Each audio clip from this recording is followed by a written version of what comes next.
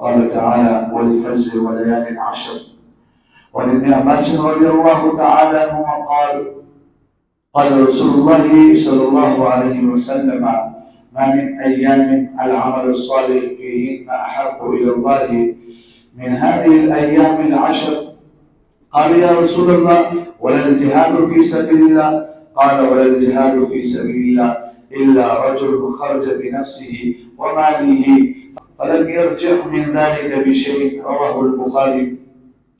وعن أبي هريرة رضي الله تعالى عنه قال رسول الله صلى الله عليه وسلم ما من أيام أحب إلى الله أن يتعبد له فيها من 10 ذي الحجة تعدل صيام كل يوم بصيام سنة وقيام كل ليل بقيام ليلة القدر. رواه الترمذي.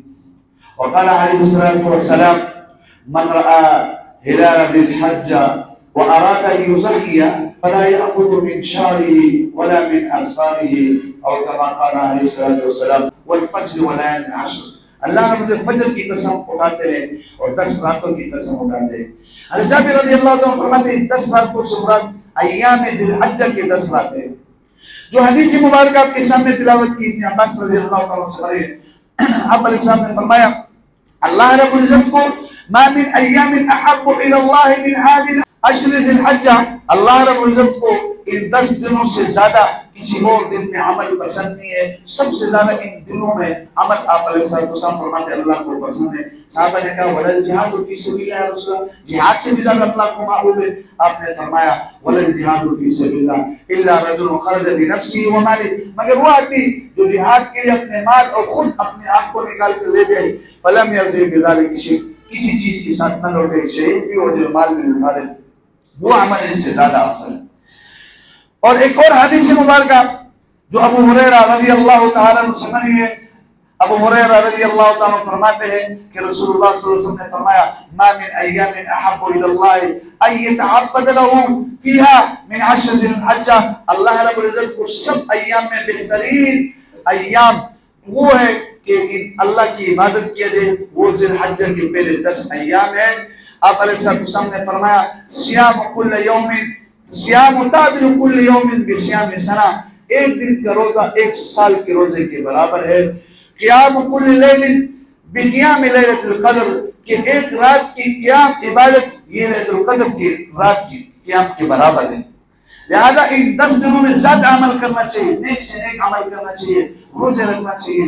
ایک روزہ 1 سال کے برابر ہے اور اس میں جو قیام اور عبادت ہے وہ لیلۃ القدر کے برابر ہے.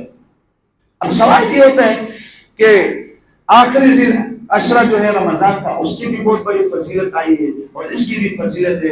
تو علماء فرماتے ہیں وہ راتوں کی فضیلت ہے، یہ دن کی فضیلت ہے. لیکن ایک اور تقویل بھی ممکن ہے کہ وہ 10 جو رمضان کے آخری عشرہ ہے اس کے علاوہ سال کے پورے جو دن ہیں اس سے یہ ذی الحجہ کے 10 دن کی عبادت اور روزے افضل ہے، عبادت کرنا افضل ہے، قیام کرنا افضل ہے. اسی طرح جو رمضان کا آخری عشرہ ہے اس کی جو عبادت ہے اور اس کی جو روزے ہیں یہ ان 10 دنوں کے علاوہ جو پورے سال کے دن ہے، یہ ذی الحجہ کے 10 دن کے علاوہ اس سے افضل ہے. اس کی وجہ یہ کہ اس میں لیلۃ القدر کی رات ہے اور یہ ایام ذی الحجہ میں اس کی فضیلت اس وجہ سے کہ اس میں یوم عرفہ ہے. اور علماء یہ بھی فرماتے ہیں کہ وہ اس لیے افضل ہے کہ اس میں اگر وہ لیلۃ القدر کے رات کے علاوہ کی اگر شمار کیا جائے تو پھر ذی الحجہ کے 10 دن افضل ہے. اور اگر اسی طرح ذی الحجہ کی یوم عرفہ کیا دن کے علاوہ دن اور راتیں گنا جائے تو پھر رمضان مبارک کے آخری عشرے کی جو ہے نا وہ دن افضل ہے. اور ایک حدیث مبارکہ آپ کے سامنے جو تلاوت کیا آپ علیہ السلام نے فرمایا من رآ ہلال ذی الحجہ واراد ان یضحی، جو آدمی ذی الحجہ کی چاند کو دیکھ لے اور اس کا ارادہ ہو کہ قربانی کرے گا فلا یأخذ من شعرہ ولا من اظفارہ، تو نہ اپنے بالوں کو کاٹے نہ اپنے ناخنوں کو کاٹے. اور ایک حدیث میں فلا یأخذن من شعرہ ومس بشرہ، کہ نہ اپنے جسم کے کسی بالوں کو کاٹ لے. غرض یہ ہے کہ جب یہ ذی الحجہ کا چاند نظر آ جائے تو انسان کو چاہیے کہ اس سے پہلے ناخن کاٹے، غیر ضروری بال جو نہ کاٹے. بہتر تو یہ ہے کہ جو قربانی نہیں کرتے ان کے لیے بھی یہ تھا کہ حاجیوں کے ساتھ مشابہت ہو، ایک مستحب عمل، ایک سنت عمل ہے، وہ بھی پالنا کر دے۔